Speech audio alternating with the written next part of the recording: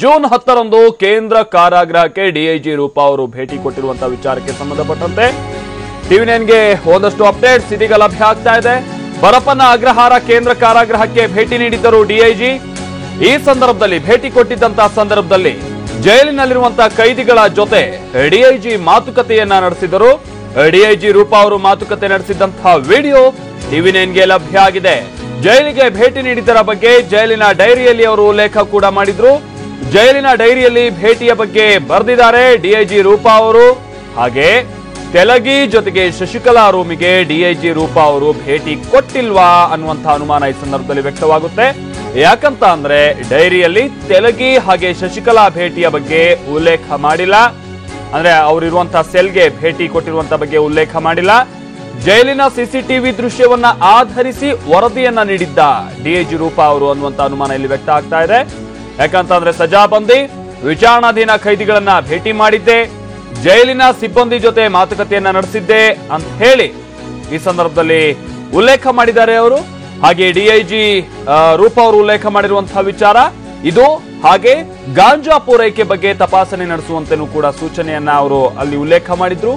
3 ವಿಚಾರಣಾಧೀನ ಕೈದಿಗಳಿಗೆ ವಕೀಲರು ಇಲ್ಲದೆ ಇರುವಂತದ್ದು ಕೂಡ ಗಮನಕ್ಕೆ ಬಂದಿದೆ ಅನ್ನುವಂಥದ್ದನ್ನು ಅವರು ಉಲ್ಲೇಖ ಮಾಡಿದ್ರು. ಅವರಿಗೆ ಕಾನೂನು ಸಲಹೆಯನ್ನ ನೀಡೋದಕ್ಕೆ ಡಿಐಜಿ ರೂಪಾ ಅವರು ಸೂಚನೆಯನ್ನ ಕೊಟ್ಟಿದ್ದರು. ಈ ಬಗ್ಗೆ ಡೈರಿಯಲ್ಲಿ ಉಲ್ಲೇಖ ಮಾಡಿದ್ದಾರೆ ಕಾರಾಗೃಹದ ಡಿಐಜಿ ರೂಪಾ. ಇದು ಮೊನ್ನೆ 10ನೇ ತಾರೀಕಿನ ಅಂದ್ರೆ ಜೂನ್ 10ನೇ ತಾರೀಕಿನಂದು ಅವರು ಕೇಂದ್ರ ಕಾರಾಗೃಹಕ್ಕೆ ಡಿಐಜಿ ಆಗಿ ಬಂದಂತಹ ನಂತರದಲ್ಲಿ ಅವರು ಏನು ಭೇಟಿ ಕೊಟ್ಟಿರ್ತಾರೆ ಆ ಸಂದರ್ಭದಲ್ಲಿ ಅವರು ಡೈರಿಯಲ್ಲಿ ಏನೆಲ್ಲ ವಿಚಾರಗಳನ್ನ ಉಲ್ಲೇಖ ಮಾಡಿದ್ರು ಅನ್ನುವಂಥದ್ದಕ್ಕೆ ಸಂಬಂಧಪಟ್ಟಂತೆ ಟಿವಿ9 ಸಿಕ್ಕಿರುವಂತಹ ಒಂದಷ್ಟು ಎಕ್ಸ್ಕ್ಲೂಸಿವ್ ಮಾಹಿತಿ ಇದು. ಟಿವಿ9ಗೆ ಸಿಕ್ಕಿರುವಂತಹ ಮಾಹಿತಿ ಅದರ ಪ್ರಕಾರವಾಗಿ ನೋಡೋದಾದ್ರೆ ಅವರು ಡೈರಿಯಲ್ಲಿ ಶಶಿಕಲಾ ಅವರಾಗಿರ್ಬೋದು ಅಥವಾ ತೆಲಗಿ ಇರುವಂತಹ ಸೆಲ್ಗೆ ಭೇಟಿ ಕೊಟ್ಟಂತ ವಿಚಾರವನ್ನ ಅವರು ಎಲ್ಲೂ ಕೂಡ ಉಲ್ಲೇಖ ಮಾಡಿಲ್ಲ. ಹೀಗಾಗಿ ಅವರು ಡಿಜಿಗೆ ಕೊಟ್ಟಿರುವಂತಹ ರಿಪೋರ್ಟ್ ನಲ್ಲಿ ಅವರಿಬ್ಬರಿಗೂ ಕೂಡ ಒಂದು ಸ್ಪೆಷಲ್ ವ್ಯವಸ್ಥೆಯನ್ನ ಮಾಡಿಕೊಟ್ಟಿರುವಂತದ್ದೇನು ಉಲ್ಲೇಖ ಮಾಡಿದ್ದಾರೆ. ಅದು ಅವರು ಸಿಸಿಟಿವಿ ದೃಶ್ಯವನ್ನು ನೋಡಿ ಅವ್ರು ಹಾಗಾದ್ರೆ ಈ ರೀತಿಯಾದಂತಹ ವರದಿಯನ್ನ ಕೊಟ್ಟಿರೋದ ಡಿಜಿಗೆ ಅನ್ನುವಂತ ಒಂದು ಅನುಮಾನ ವ್ಯಕ್ತವಾಗುತ್ತೆ. ಮತ್ತೊಂದು ವಿಚಾರ ಅಂತಂದ್ರೆ ಅವತ್ತು ಅವರು ಏನು ಡೈರಿಯಲ್ಲಿ ಉಲ್ಲೇಖ ಮಾಡಿದ್ರು ಅಂದ್ರೆ ಸಜಾಬಂದಿ ಹಾಗೆ ವಿಚಾರಣಾಧೀನ ಖೈದಿಗಳನ್ನ ನಾನು ಭೇಟಿ ಮಾಡಿದ್ದೆ ಅನ್ನುವಂಥದ್ದನ್ನ ಉಲ್ಲೇಖ ಮಾಡಿದ್ದಾರೆ. ಜೈಲಿನ ಸಿಬ್ಬಂದಿ ಜೊತೆ ಮಾತುಕತೆಯನ್ನ ನಡೆಸಿದ್ದೆ ಅನ್ನುವಂಥದ್ದನ್ನು ಉಲ್ಲೇಖ ಮಾಡಿದ್ದಾರೆ. ಗಾಂಜಾ ಪೂರೈಕೆ ಬಗ್ಗೆ ತಪಾಸಣೆ ನಡೆಸುವಂತೆ ಸೂಚನೆಯನ್ನ ಕೊಟ್ಟಿದ್ದೀನಿ ಅನ್ನುವಂಥದ್ದನ್ನು ಉಲ್ಲೇಖ ಮಾಡಿದ್ದಾರೆ. ಹಾಗೆ 3 ವಿಚಾರಣಾಧೀನ ಕೈದಿಗಳಿಗೆ ವಕೀಲರು ಇಲ್ಲದೆ ಇರುವಂತದ್ದು ನನ್ನ ಗಮನಕ್ಕೆ ಬಂದಿದೆ, ಅವರಿಗೆ ಕಾನೂನು ಸಲಹೆಯನ್ನ ನೀಡಬೇಕು ಅಂತ ಹೇಳಿ ಉಲ್ಲೇಖ ಮಾಡಿದ್ರು ಅಂತ ಹೇಳಿ ತಿಳಿದು ಬಂದಿದೆ. ಆದ್ರೆ ತೆಲಗಿ ಹಾಗೆ ಶಶಿಕಲಾ ಅವರ ಸೆಲ್ಗೆ ಭೇಟಿ ಕೊಟ್ಟಂತಹದ್ದಾಗಿರ್ಬೋದು. ಆ ನಂತರದಲ್ಲಿ ಅವರು ಏನು ಆರೋಪವನ್ನ ಮಾಡಿದ್ದಾರೆ, ಶಶಿಕಲಾ ಕಡೆಯಿಂದ ಸುಮಾರು ಹೆಚ್ಚು ಕಡಿಮೆ 2 ಕೋಟಿ ರೂಪಾಯಿಯಷ್ಟು ಲಂಚವನ್ನ ಪಡೆದು ನೀವು ಈ ರೀತಿಯಂತ ವ್ಯವಸ್ಥೆಯನ್ನ ಮಾಡಿದ್ದೀರಾ ಅನ್ನುವಂತ ಆರೋಪ ಇದೆ ಅನ್ನುವಂಥದ್ದು. ಜೊತೆಗೆ ತೆಲಗಿಗೆ ವಿಶೇಷವಾದಂತ ವ್ಯವಸ್ಥೆಯನ್ನೆಲ್ಲ ಮಾಡಿಕೊಟ್ಟಿದ್ದೀರಾ, ಆತ ಈಗ ಆರೋಗ್ಯಕರವಾಗಿದ್ರು ಕೂಡ ಆತನಿಗೆ ಸಿಬ್ಬಂದಿಯನ್ನೆಲ್ಲ ಇನ್ನೂ ಕೂಡ ನಿಯೋಜಿಸಿದ್ದೀರಾ ಅನ್ನುವಂಥದ್ದೇನು ಆರೋಪ ಮಾಡಿದ್ರು. ಅದೆಲ್ಲವನ್ನೂ ಕೂಡ ಸಿಸಿಟಿವಿಯ ದೃಶ್ಯಾವಳಿಗಳನ್ನ ಆಧರಿಸಿ ಅವರು ಕೊಟ್ಟಿರುವಂತಹ ರಿಪೋರ್ಟ್ ಅನ್ನುವಂತಹ ರೀತಿಯಲ್ಲಿ ಇಲ್ಲಿ ಒಂದಷ್ಟು ಅನುಮಾನಗಳು ವ್ಯಕ್ತ ಆಗುತ್ತೆ. ಇದು ಡಿಐಜಿ ರೂಪಾ ಅವರು ಜೂನ್ 10ನೇ ತಾರೀಕಿನಂದು ಏನು ಭೇಟಿ ಕೊಟ್ಟಿದ್ರು ಜೈಲಿಗೆ, ಅವತ್ತು ಏನಾಗಿತ್ತು ಅನ್ನುವಂಥದಕ್ಕೆ ಸಂಬಂಧಪಟ್ಟಂತೆ ಒಂದಷ್ಟು ಮಾಹಿತಿ ಟಿವಿ9ಗೆ ಈಗ ಲಭ್ಯ ಆಗಿದೆ. ಅವರು ಸ್ವತಃ ಡೈರಿಯಲ್ಲಿ ಉಲ್ಲೇಖ ಮಾಡಿರುವಂತಹ ವಿಚಾರಗಳು ಟಿವಿ9ಗೆ ಲಭ್ಯ ಆಗಿದೆ.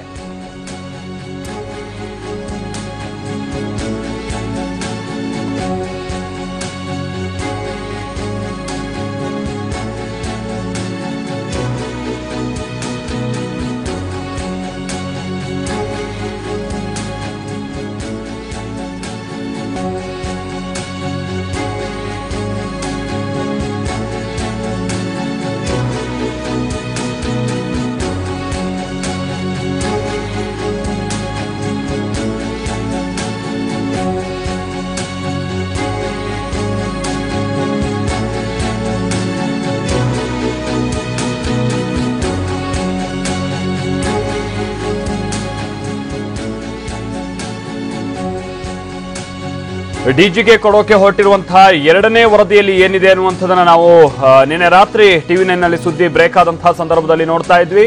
ಆಗ ಒಂದಷ್ಟು ಆತಂಕಕಾರಿ ವಿಚಾರ ಅಂತ ಅಂದ್ರೆ ಸಿಸಿ ಕ್ಯಾಮೆರಾ 7 ಮತ್ತು 8ರಲ್ಲಿರುವಂತಹ ದೃಶ್ಯಾವಳಿಗಳೇ ಮಾಯ ಅನ್ನುವಂತಹ ರೀತಿಯಲ್ಲಿ ಒಂದಷ್ಟು ಆತಂಕವನ್ನ ವ್ಯಕ್ತಪಡಿಸಿದ್ದರು ಡಿಐಜಿ ರೂಪಾ ಅವರು. ಅದರ ಜೊತೆಗೆ ತಾನು ರೆಕಾರ್ಡ್ ಮಾಡಿಸಿದಂತಹ ವಿಡಿಯೋನ ತುಣುಕುಗಳು ಕೂಡ ಕೆಲವೊಂದು ಡಿಲೀಟ್ ಆಗಿದೆ ಅನ್ನುವಂತಹ ಆತಂಕವನ್ನ ವ್ಯಕ್ತಪಡಿಸಿದ್ದರು ತಾವು ಡಿಜಿಗೆ ಕೊಡೋಕೆ ಹೊರಟಿರುವಂತಹ 2ನೇ ವರದಿಯಲ್ಲಿ. ಅದರ ಜೊತೆಗೆ ಈಗ ಟಿವಿ9ಗೆ ಮತ್ತೊಂದಷ್ಟು ಮಾಹಿತಿ ಲಭ್ಯ ಆಗಿರುವಂತೆ ಶಶಿಕಲಾ ಅವರು ಜೊತೆಗೆ ತೆಲಗಿ ಇಬ್ರು ಕೂಡ ಸದ್ಯ ಇರುವಂತಹ ಸೆಲ್ಗೆ ಪರಪ್ಪನಾಗ್ರಹದಲ್ಲಿರುವಂತಹ ಸೆಲ್ಗೆ ಡಿಐಜಿ ರೂಪ ಅವರು ಭೇಟಿನೇ ಕೊಟ್ಟಿಲ್ವಾ? ಅಕಸ್ಮಾತ್ ಭೇಟಿ ಕೊಟ್ಟಿದ್ದಿದ್ರೆ ಯಾಕೆ ಅವರು ಏನು ಜೈಲಿನಗೆ ಭೇಟಿ ಕೊಟ್ಟಂತ ನಂತರದಲ್ಲಿ ಒಂದು ರಿಪೋರ್ಟ್ ಅನ್ನ ಏನು ಬರೀತಾರೆ ಅಥವಾ ಒಂದು ಬುಕ್ ನಲ್ಲಿ ಅದನ್ನ ಏನು ಎಂಟ್ರಿ ಮಾಡ್ತಾರೆ, ಅಲ್ಲಿ ಅದನ್ನ ಯಾಕೆ ಅವರು ಉಲ್ಲೇಖ ಮಾಡಿಲ್ಲ ಅನ್ನುವಂತ ಪ್ರಶ್ನೆ ಇಲ್ಲಿ ಉದ್ಭವ ಆಗುತ್ತೆ. ಯಾಕಂತ ಅಂದ್ರೆ ಅಲ್ಲಿ ಬಹಳಷ್ಟು ವಿಚಾರಗಳನ್ನ ಉಲ್ಲೇಖ ಮಾಡಿದ್ದಾರೆ. ಈವನ್ ಗಾಂಜಾ ಸಪ್ಲೈ ಆಗ್ತಾ ಇದೆ, ಅದಕ್ಕೆ ಕಡಿವಾಣ ಹಾಕಬೇಕು ಅನ್ನುವಂಥದ್ದನ್ನು ಕೂಡ ಅವರು ಉಲ್ಲೇಖ ಮಾಡಿದ್ದಾರೆ. ಜೊತೆಗೆ ವಿಚಾರಣಾಧೀನ ಕೈದಿಗಳಿಗೆ ಲಾಯರ್ಸ್ಗಳು ಇಲ್ಲದೆ ಇರುವಂತದನ್ನು ಕೂಡ ಅವರಿಗೆ ಕಾನೂನು ಸಲಹೆ ಕೊಡಬೇಕಾಗಿದೆ ಅನ್ನುವಂಥದ್ದನ್ನು ಕೂಡ ಅವರು ಉಲ್ಲೇಖ ಮಾಡಿದ್ದಾರೆ. ಇಷ್ಟೆಲ್ಲ ಅವರು ಉಲ್ಲೇಖ ಮಾಡಿದ ನಂತರದಲ್ಲಿ ಮತ್ತೆ ಏನು ಶಶಿಕಲಾ ಹಾಗೆ ತೆಲಗಿ ಕೊಠಡಿಗೆ ಭೇಟಿ ಕೊಟ್ಟದ ಅಥವಾ ಸೆಲ್ನ ತಾನು ಕಣ್ಣಾರೆ ನೋಡಿದಂತ ವಿಚಾರವಾಗಿ ಯಾಕೆ ಉಲ್ಲೇಖ ಮಾಡಿಲ್ಲ ಅನ್ನುವಂತ ಅನುಮಾನ ಇಲ್ಲಿ ವ್ಯಕ್ತವಾಗುತ್ತೆ. ಅದರ ಜೊತೆಗೆ ಈಗ ನಾವೇನ್ ನೋಡ್ತಾ ಇದೀವಿ, ಎಕ್ಸ್ಕ್ಲೂಸಿವ್ ಆಗಿ ಟಿವಿ9 ನಲ್ಲಿ ನೋಡ್ತಾ ಇರುವಂತಹ ಈ ದೃಶ್ಯಾವಳಿಗಳು, ಇದು ಅವತ್ತು ಸಜಾಬಂದಿ ಕೈದಿಗಳು, ಸಜಾಬಂದಿ ಜೊತೆಗೆ ವಿಚಾರಣಾಧೀನ ಕೈದಿಗಳನ್ನ ಡಿಐಜಿ ರೂಪ ಅವರು ಭೇಟಿ ಮಾಡ್ತಾರೆ. ಅವರೊಂದಿಗೆ ಒಂದಷ್ಟು ಹೊತ್ತು ಮಾತುಕತೆಯನ್ನ ನಡೆಸ್ತಾರೆ. ಬಹುಶಃ ಕುಂದುಕೊರತೆಗಳನ್ನೆಲ್ಲ ಕೇಳಿರುವಂತಹ ಚಾನ್ಸಸ್ ಇದೆ. ಆ ರೀತಿಯಾಗಿ ಭೇಟಿ ಮಾಡಿದಂತಹ ಸಂದರ್ಭದಲ್ಲಿ ಅವತ್ತು ಅಲ್ಲಿದ್ದಂತಹ ಚಿತ್ರಣ ನಾವೀಗ ಇಲ್ಲಿ ಗಮನಿಸ್ತಾ ಇರೋದು. ಆ ದೃಶ್ಯಾವಳಿಗಳು ಈಗ ಟಿವಿ9ಗೆ ಲಭ್ಯ ಆಗಿದೆ. ಅವರು ಭೇಟಿ ಕೊಟ್ಟಂತಹ ದಿನ ಅಲ್ಲಿದ್ದಂತಹ ಜೈಲಿನ ಸಿಬ್ಬಂದಿಯ ಜೊತೆಗೂ ಕೂಡ ಅವರು ಮಾತುಕತೆಯನ್ನ ನಡೆಸಿದ್ರು. ಹಾಗೆ ಸಜಾಬಂದಿ ಹಾಗೆ ವಿಚಾರಣಾಧೀನ ಖೈದಿಗಳ ಜೊತೆಗೂ ಕೂಡ ಅವರು ಮಾತುಕತೆಯನ್ನ ನಡೆಸಿರ್ತಾರೆ. ಆ ದೃಶ್ಯಾವಳಿಗಳನ್ನ ನಾವಿಲ್ಲಿ ಗಮನಿಸ್ತಾ ಇದ್ದೀವಿ.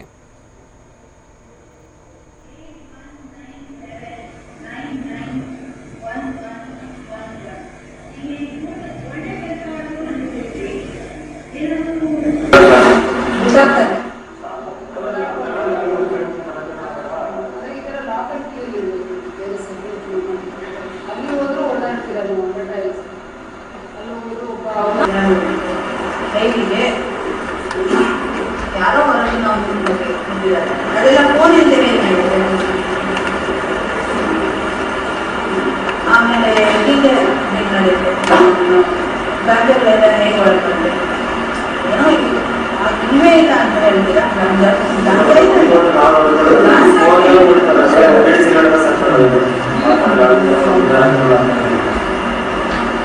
ಪೀಡಿತಿದ್ರೆಲ್ಲ ಹೊರಗೆ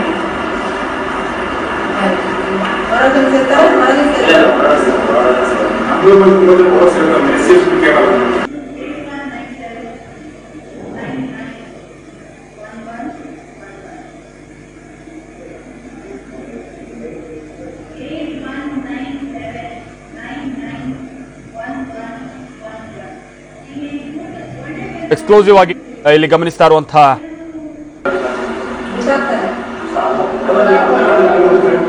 ವಿಜುವಲ್ಸ್ ಏನಿದೆ, ಇದು ಏನು ನಾವಿಲ್ಲಿ ಗಮನಿಸ್ತಾ ಇರೋದು ಮೊನ್ನೆ ರೂಪಾ ಅವರು ಭೇಟಿ ಕೊಟ್ಟಂತ ಸಂದರ್ಭದಲ್ಲಿ ಕೈದಿಗಳನ್ನ ಭೇಟಿಯಾಗಿದೆ. ಹಾಗೆ ಈಗ ನಾವಿಲ್ಲಿ ಗಮನಿಸ್ತಾ ಇರುವಂತಹ ರಿಪೋರ್ಟ್ ಏನಿದೆ, ಇದು ರೂಪಾ ಅವರು ಜೈಲಿಗೆ ಭೇಟಿ ಕೊಟ್ಟಂತಹ ಸಂದರ್ಭದಲ್ಲಿ ಮೊನ್ನೆ 10ನೇ ತಾರೀಕಿನಂದು, ಅದ್ರಲ್ಲಿ ಡೇಟ್ ಕೂಡ ಮೆನ್ಷನ್ ಆಗಿದೆ, 10ನೇ ತಾರೀಕಿನಂದು ಅವರು ಭೇಟಿ ಕೊಟ್ಟಂತಹ ಸಂದರ್ಭದಲ್ಲಿ ಅಲ್ಲಿ ಏನೇನು ವಿಚಾರಗಳು ಇದೆ ಅನ್ನುವಂಥದ್ದನ್ನು ನಾವು ಈಗ ತಾನೇ ಹೇಳ್ತಾ ಇದ್ವಿ. ಅಲ್ಲಿ ಗಾಂಜಾ ಸಪ್ಲೈ ಆಗ್ತಾ ಇರೋದು, ಜೊತೆಗೆ ಒಂದಷ್ಟು ಸಲಹೆಗಳನ್ನ ಕೊಡಬೇಕು, ಕಾನೂನು ಸಲಹೆಗಳನ್ನ ಅನ್ನುವಂಥದ್ದು ಮೊನ್ನೆ 10ನೇ ತಾರೀಕಿನಂದು, ಜುಲೈ 10ನೇ ತಾರೀಕಿನಂದು ಅವರು ಭೇಟಿ ಕೊಟ್ಟಂತ ಸಂದರ್ಭದಲ್ಲಿ ಉಲ್ಲೇಖ ಮಾಡಿರುವಂತಹ ವಿಚಾರಗಳು, ಅದರ ಒಂದು ಕಾಪಿಯನ್ನ ನಾವೀಗ ಗಮನಿಸ್ತಾ ಇದ್ವಿ. ಅವರು ಜೈಲಿಗೆ ಭೇಟಿ ಕೊಟ್ಟಂತಹ ಸಂದರ್ಭದಲ್ಲಿ 10/7/2017 ಅವರು ಭೇಟಿ ಕೊಟ್ಟಂತಹ ಸಂದರ್ಭದಲ್ಲಿ ಜೈಲಿನ ಆ ಎಂಟ್ರಿ ಬುಕ್ ನಲ್ಲಿ ಬರೆದಿರುವಂತಹ ವಿಚಾರ. ಸೊ ಜೈಲಿನಲ್ಲಿ ಏನೇನು ವ್ಯವಸ್ಥೆ ಬದಲಾಗಬೇಕಿದೆ ಅನ್ನುವಂಥದ್ದನ್ನು ಅದನ್ನ ಎಕ್ಸ್ಕ್ಲೂಸಿವ್ ಆಗಿ ನಾವಿಲ್ಲಿ ನೋಡ್ತಾ ಇದೀವಿ. ಟಿವಿ9 ನಲ್ಲಿ ಆ ಕಾಪಿ ಕೂಡ ಈಗ ನಮಗೆ ಲಭ್ಯ ಆಗಿದೆ. ಸೊ ಇಲ್ಲಿ ಅಂದ್ರೆ ಯಾವುದೇ ರೀತಿಯಾಗಿ ತೆಲಗಿ ಜೊತೆಗೆ ಶಶಿಕಲಾ ಅವರ ವಿಚಾರಕ್ಕೆ ಸಂಬಂಧಪಟ್ಟಂತೆ ಯಾವ ವಿಚಾರವನ್ನು ಕೂಡ ಇಲ್ಲಿ ಅವರು ಉಲ್ಲೇಖ ಮಾಡಿಲ್ಲ. ಅವರು ಒಳಗಡೆ ಹೋಗಿ ಎಂಟ್ರಿ ಕೊಟ್ಟಿರೋದು, ಜೊತೆಗೆ ಏನಾದರೂ ಸಮಸ್ಯೆ ಇತ್ತಾ ಅವ್ರ ಕಣ್ಣಿಗೆ ಕಂಡುಬಂದಂಥದ್ದನ್ನ ಅದನ್ನ ಅವರು ಇಲ್ಲಿ ಉಲ್ಲೇಖ ಮಾಡಿದ್ದಾರೆ. ಜೊತೆಗೆ 3 ಪಾಯಿಂಟ್ಸ್ ಗಳನ್ನ ಅವರು ಇಲ್ಲಿ ಅದರ ಜೊತೆಗೇನೆ ಉಲ್ಲೇಖ ಮಾಡಿರುವಂತಹದ್ದು ಕೂಡ. ಅದರಲ್ಲಿ ಒಂದು ಪನಿಷ್ಮೆಂಟ್ ಅಲ್ಲಿ ಇರುವಂತಹವರಿಗೆ ಕಾನೂನಿನ ರೀತಿಯಂತಹ ಯಾವುದೇ ರೀತಿಯಂತಹ ಸಲಹೆಗಳು ಸಿಗದೆ ಇರುವಂತದನ್ನು ಅವರು ಒಂದು ಕಡೆ ಮೆನ್ಷನ್ ಮಾಡಿದ್ದಾರೆ. ಜೊತೆಗೆ ಮತ್ತೊಂದು ಕಡೆ ಈ ಗಾಂಜಾ ಜೈಲಿನ ಒಳಗೆ ಸಪ್ಲೈ ಆಗ್ತಾ ಇದೆ ಅನ್ನುವಂಥದ್ದನ್ನ ಮತ್ತೊಂದು ಕಡೆ ಮೆನ್ಷನ್ ಮಾಡಿದ್ದಾರೆ. ಇದನ್ನು ಹೊರತುಪಡಿಸಿದ್ರೆ ಶಶಿಕಲಾ ಆಗಿರ್ಬೋದು, ಜೊತೆಗೆ ತೆಲಗಿಯ ವಿಚಾರವಾಗಿ ಅವರು ಯಾವುದನ್ನು ಕೂಡ ಏನು ಅಲ್ಲೂ ಕೂಡ ಹೇಳ್ಬೋದು, ಐ ಫೌಂಡ್ ಇಲ್ಲಿ ಆ ಪಾಯಿಂಟ್ಸ್ ಅನ್ನ ಕೂಡ ನಾವು ನೋಡೋದಾದ್ರೆ ಗೊತ್ತಾಗುತ್ತೆ. 3 ಪಾಯಿಂಟ್ಸ್ ಅನ್ನ ಅವರು ಮಾತ್ರ ಉಲ್ಲೇಖ ಮಾಡಿರೋದು. 2 ಕಾಪಿಗಳು ಕೂಡ ಇಲ್ಲಿ ಲಭ್ಯ ಆಗಿದೆ. ಒಂದು ಅವರು ಈ ಹಿಂದೆ ಹೋದಂತ ಸಂದರ್ಭ, ಮೇ ನಲ್ಲಿ ಹೋದಂತ ಸಂದರ್ಭದ ಒಂದು ರಿಪೋರ್ಟ್ ಕೂಡ ಲಭ್ಯ ಆಗಿದೆ ಟಿವಿ9ಗೆ. ಆ ರಿಪೋರ್ಟ್ ನಲ್ಲೂ ಕೂಡ ಅವರು ಒಂದಷ್ಟು ವಿಚಾರಗಳನ್ನ ಉಲ್ಲೇಖ ಮಾಡಿದ್ದರು. ಆದರೆ ಯಾವುದನ್ನು ಕೂಡ ಪಾಯಿಂಟ್ ಔಟ್ ಮಾಡಿ ಅವರು ಹೇಳಿರಲಿಲ್ಲ. ಹಾಗೆ ಮೊನ್ನೆ ಹೋದಂತಹ ಸಂದರ್ಭದಲ್ಲಿ 3 ವಿಚಾರಗಳನ್ನ ಪಾಯಿಂಟ್ ಔಟ್ ಮಾಡಿ ಹೇಳಿದ್ದಾರೆ ಹೊರತು ತೆಲಗಿ ಜೊತೆಗೆ ಶಶಿಕಲಾ ಅವರ ವಿಚಾರಕ್ಕೆ ಸಂಬಂಧಪಟ್ಟಂತೆ ಯಾವುದನ್ನು ಕೂಡ ಉಲ್ಲೇಖ ಮಾಡಿಲ್ಲ. ಇದು ಒಂದು ಪುರಾವೆ ಅಂತ ಅಂದ್ರೆ ಅವರು ಜೈಲಿಗೆ ಭೇಟಿ ಕೊಟ್ಟಂತದ್ದು. ಆ ನಂತರದಲ್ಲಿ ಒಂದಷ್ಟು ವಿಚಾರಗಳನ್ನ ಅವರು ಉಲ್ಲೇಖ ಮಾಡಿದ್ರು. ಜೈಲಿನ ಸಿಬ್ಬಂದಿಯೊಂದಿಗೆ ನಾನು ಮಾತನಾಡಿದ್ದೆ, ಕೈದಿಗಳ ಜೊತೆಗೂ ಮಾತನಾಡಿದಂತ ಸಂದರ್ಭದಲ್ಲಿ ನನಗೇನು ಕಂಪ್ಲೇಂಟ್ ಇತ್ತು ಅನ್ನುವಂಥದ್ದನ್ನು ಅವರು ಹೇಳ್ಕೊಂಡಿದ್ದಾರೆ ಬಹಿರಂಗವಾಗಿ. ಸೊ ಅದಕ್ಕೆ ಸಂಬಂಧಪಟ್ಟಂತ ಒಂದಷ್ಟು ಪುರಾವೆಗಳು ಅಂತ ಹೇಳಿ ನಾವಿಲ್ಲಿ ಉಲ್ಲೇಖ ಮಾಡ್ಕೊಳ್ಬಹುದಾಗಿದೆ.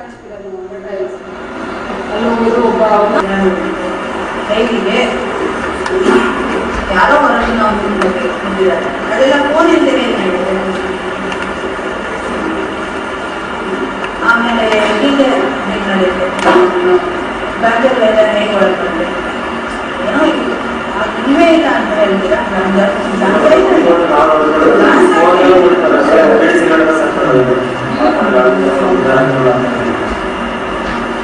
ಪೀಡಿಸಿದ್ರೆಲ್ಲ ಹೊರಸಿರ್ತಾರೆ,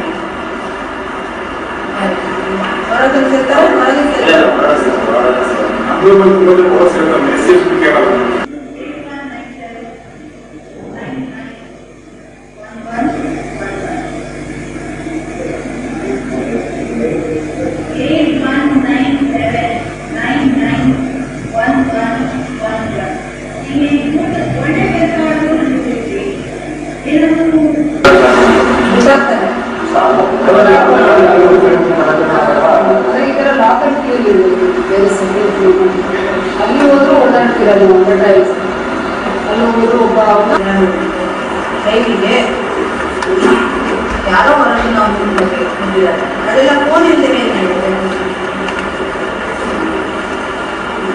ಆಮೇಲೆ ಹೀಗೆ ಬ್ಯಾಂಕಲ್ಲೆಲ್ಲ ಹೇಗೆ ಒಳಗೊಂಡೆ ಏನೋ ಇಲ್ಲವೇ ಇಲ್ಲ ಅಂತ ಹೇಳ್ತೀರಾ.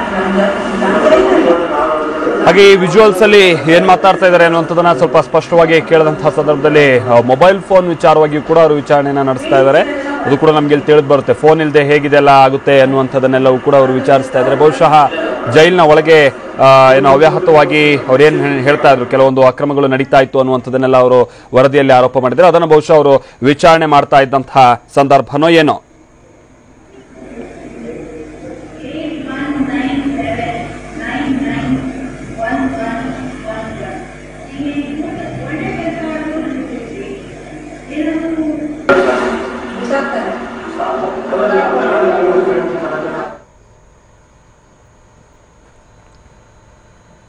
ಹಾಗೆ ಆ ಲೆಟರ್ ನಲ್ಲಿ ಇರುವಂತದ್ದು ಅಂದ್ರೆ ಈಗ 10ನೇ ತಾರೀಕಿನಂದು ಅವರು ಕೊಟ್ಟಂತಹ ಲೆಟರ್ ನಲ್ಲಿ ಅಥವಾ ನಮ್ಗೆ ಸಿಕ್ಕಿರುವಂತಹ ಲೆಟರ್ ಏನಿದೆ ಅದರಲ್ಲಿ ಅವರು ಉಲ್ಲೇಖ ಮಾಡಿರುವಂತಹ ವಿಚಾರಗಳನ್ನ ನೋಡೋದಾದ್ರೆ shift punishment prisoner from hospital premises ಅನ್ನುವಂಥದ್ದನ್ನ ಅವರಲ್ಲಿ ಉಲ್ಲೇಖ ಮಾಡಿದ್ದಾರೆ.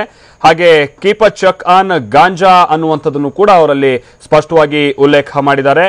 ಅದರ ಜೊತೆಗೇನೆ 3 ಜನ ಕೈದಿಗಳಿಗೆ ಯಾವುದೇ ರೀತಿಯಂತಹ ಅಡ್ವೊಕೇಟ್ ಇಲ್ಲ ಅನ್ನುವಂಥದ್ದನ್ನ ಹೇಳಿದ್ದಾರೆ. ಸೊ ಅದಕ್ಕೆ ಸಂಬಂಧಪಟ್ಟಂತೆನೂ ಕೂಡ ಅವರಿಗೆ ಲೀಗಲ್ ಅಡ್ವೈಸ್ ಅನ್ನ ಕೊಡಿ ಅನ್ನುವಂಥದ್ದನ್ನ 3ನೇ ಪಾಯಿಂಟ್ ಆಗಿ ಅವರು ಉಲ್ಲೇಖ ಮಾಡಿದ್ದಾರೆ.